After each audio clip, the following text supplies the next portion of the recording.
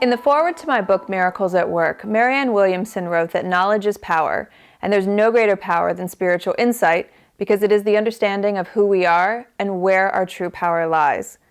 I've spent more than 10 years writing and speaking about career success, an area where power is typically defined by external factors such as job titles, money, and authority.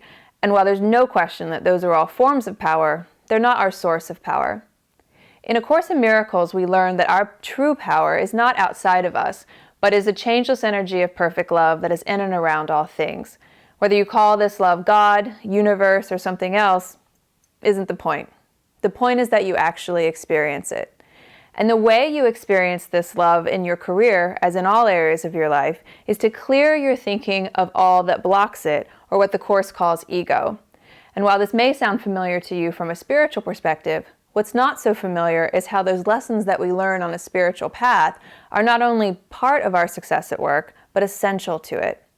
As an example, when you choose to embody the presence of love as your career, what you discover is that love doesn't mean running around your office, being naive, being overly affectionate, or having no boundaries.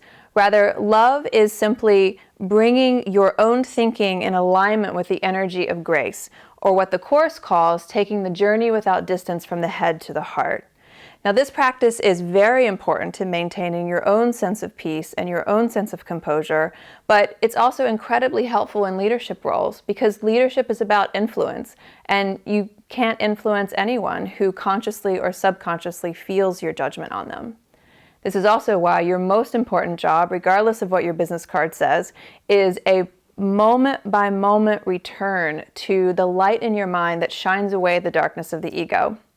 And when you truly understand how to do this, as Marianne also says in the foreword to Miracles at Work, you don't become less effective in the world, rather the opposite.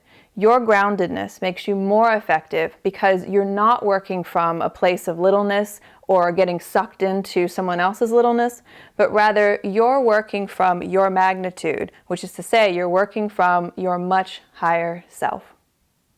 For more insight on how to bring a practice of spiritual love into your career while also being taken seriously in the world, I hope you'll pick up a copy of my new book, Miracles at Work, Turning Inner Guidance into Outer Influence.